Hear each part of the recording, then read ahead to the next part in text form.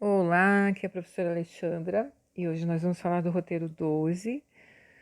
Não copiem nada, só respondam. Vamos começar. Pergunta 1 é sobre tipos de notícia. No roteiro de vocês, sempre antes dos textos, tem explicações, então vocês vão ler essas explicações também para completar os estudos do roteiro. Então, nós temos aqui Telejornal 1, Telejornal 2. Vocês vão ler como se vocês fossem um apresentador de jornal da TV, certo? E aí vocês vão comparar as diferenças entre o modo como uma notícia é comunicada entre o Telejornal 1 e o Telejornal 2. Vocês vão perceber diferenças e vocês vão falar dessas diferenças na pergunta 1. Depois, 1A, na verdade. Na pergunta B, vocês têm lá: qual telejornal dá mais ênfase? Dar ênfase é dar destaque à tragédia.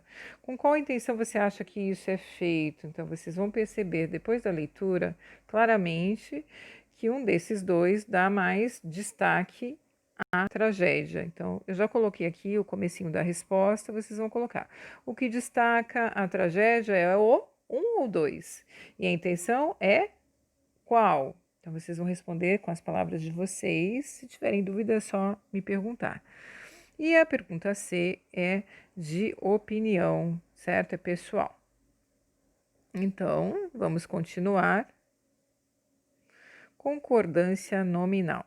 Concordância nominal tem a ver com gênero e número. Gênero é dizer se a palavra é feminina ou masculina. E número, se ela está no singular ou plural. Ou seja, quando que a gente deve fazer a concordância nominal? Se eu tenho uma palavra feminina, todas as palavras ligadas a ela também têm que estar no gênero feminino. Se eu tenho uma palavra masculina, a mesma coisa. As palavras têm que concordar, estar no mesmo gênero, as que estão ligadas. Por exemplo, meninas bonitas. Nós temos o gênero feminino nas duas palavras, meninas e bonitas. Essa é a concordância entre os nomes, né, que são chamados de substantivos, adjetivos e outros termos. Depois nós temos pais dedicados. Então, são palavras aqui nos exemplos sempre plural, certo?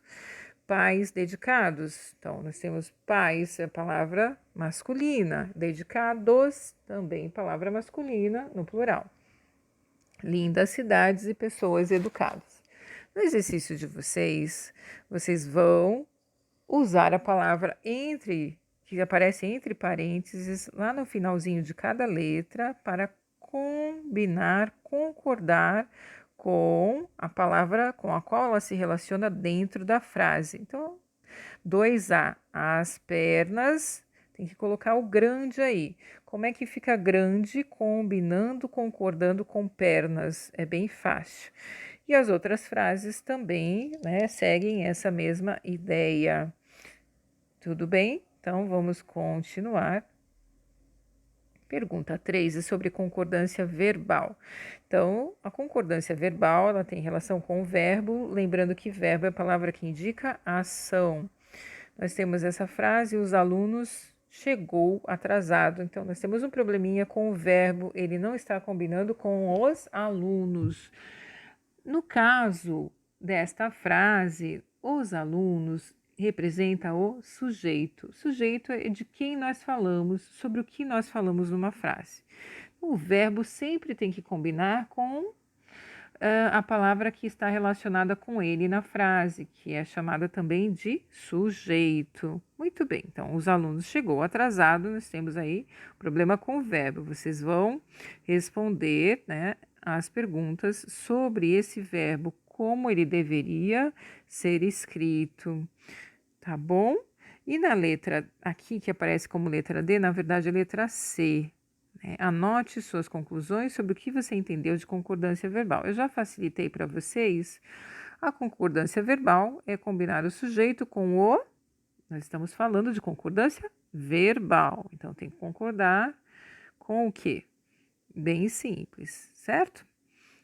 Com Continuando, na pergunta 4, nós temos o assunto linguagem informal.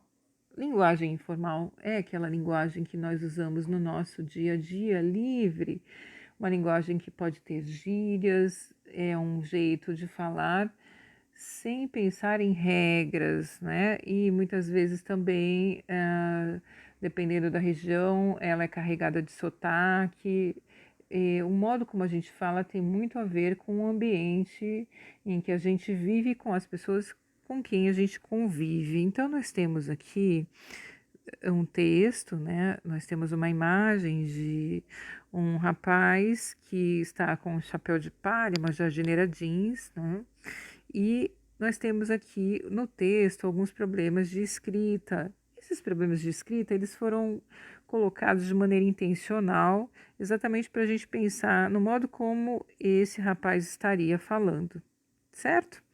Então vocês vão ler e vocês vão perceber que ele tem um falar que seria um falar próprio de pessoas que moram na roça.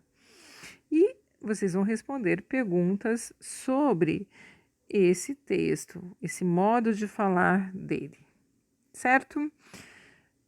Vamos passar para a próxima pergunta. Na verdade, é a produção de texto.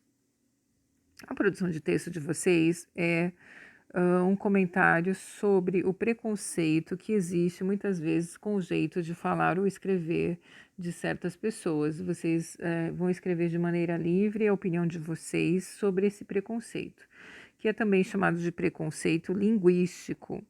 Aqui eu dei uma sugestão de início. Vocês podem usar ou não, podem fazer diferente se vocês quiserem. Coloquei aqui, quando uma pessoa fala ou escreve errado, pode sofrer preconceito, porque, né, vocês vão colocar a opinião de vocês. Vocês podem até colocar alguma experiência que vocês tenham vivido, ou erros que vocês já cometeram, ou, por exemplo, essas comunicações que a gente tem pelo WhatsApp, quando a gente recebe mensagens com erros de português, como que vocês reagem em relação a isso. Esse texto é bem livre, tá? Não fiquem muito preocupados, é só a ideia de falar sobre como nós reagimos ao modo que as pessoas falam, né, se expressam, e que muitas vezes é considerado errado, tá bom? Então, qualquer dúvida, vocês podem me chamar, eu estou à disposição. Tenham um bom trabalho e um beijo.